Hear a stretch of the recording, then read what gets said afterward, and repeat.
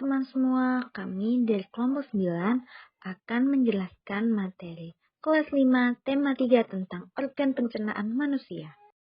Nah, ini dia gambaran organ pencernaan manusia. Jadi pertama-tama makanan masuk ke dalam mulut, lalu menuju ke kerongkongan, dan kemudian dicerna di dalam lambung. Lalu terjadi penyerapan makanan di usus halus dan pembusukan sisa makanan di usus besar. Dan kemudian akan dikeluarkan di anus. Mari kita membahas lebih detail lagi tentang organ pencernaan pada manusia yang akan dibawakan oleh Rosa Aprilia Saputri yang membahas tentang organ mulut dan kerongkongan. Selanjutnya, Nesti Windawati yang akan membahas tentang organ lambung dan usus halus. Kemudian, Ajeng Reseptianingrum yang akan membahas usus besar dan anus. Proses pencernaan manusia yang pertama, mulut. Di dalam mulut ada 3 organ yang berperan, yaitu gigi, lidah, dan kelenjar ludah. Proses pencernaan dimulai sejak makanan masuk ke dalam mulut, karena di sini makanan mengalami pencernaan secara mekanik dan juga kimia. Teman-teman, masih ingat apa itu pencernaan mekanik dan pencernaan kimia? Pencernaan mekanik dibantu oleh gerak fisik, sedangkan pencernaan kimia dibantu oleh enzim dalam menghancurkan atau menghaluskan makanan. Gigi berfungsi untuk mengunyah makanan menjadi halus, sehingga enzim-enzim pencernaan yang akan mencerna makanan lebih cepat dan juga lebih efisien. Lidah berfungsi untuk mengaduk makanan di dalam mulut, untuk membantu mendorong makanan sampai tertelan ke tenggorokan. Lidah juga berfungsi sebagai indera perasa, sebagai alat pengecap yang dapat merasakan 4 rasa, yaitu manis, asin, asam, dan pahit. Berikut adalah bagian-bagian dari lidah yang dapat merasakan rasa.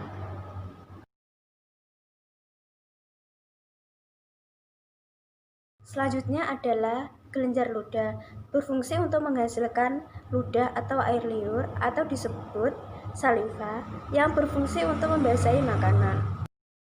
Makanan dari mulut. Selanjutnya adalah turun ke kerongkongan. Kerongkongan merupakan saluran menghubung antara rongga mulut, begitu juga lambung dan kerongkongan tidak terjadi proses pencernaan karena kerongkongan berfungsi sebagai jalan bagi makanan yang telah dikunyah dari mulut menuju lambung.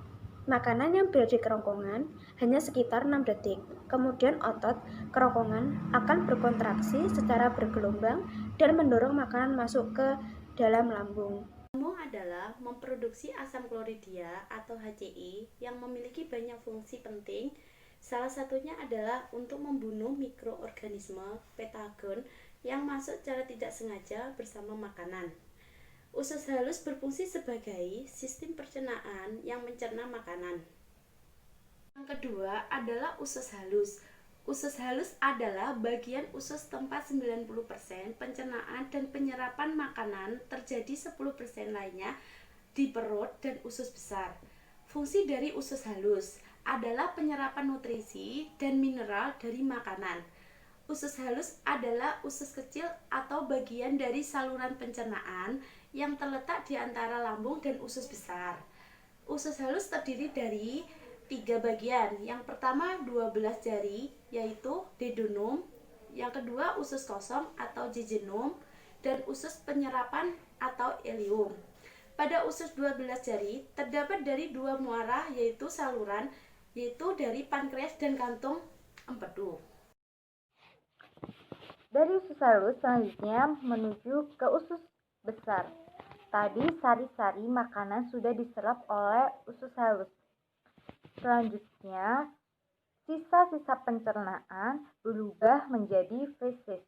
Namun, sebelum berubah menjadi feses, terjadi pembusukan di dalam usus besar yang dibantu oleh bakteri Escherichia coli atau bakteri coli.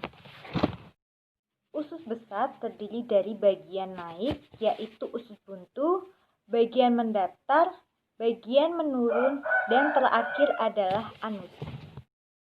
Organ terakhir dari pencernaan adalah anus. Anus merupakan lubang tempat pembuangan feses dari tubuh sebelum dibuang ke dalam anus. Feses dahulu di rektum, lalu keluar melalui anus.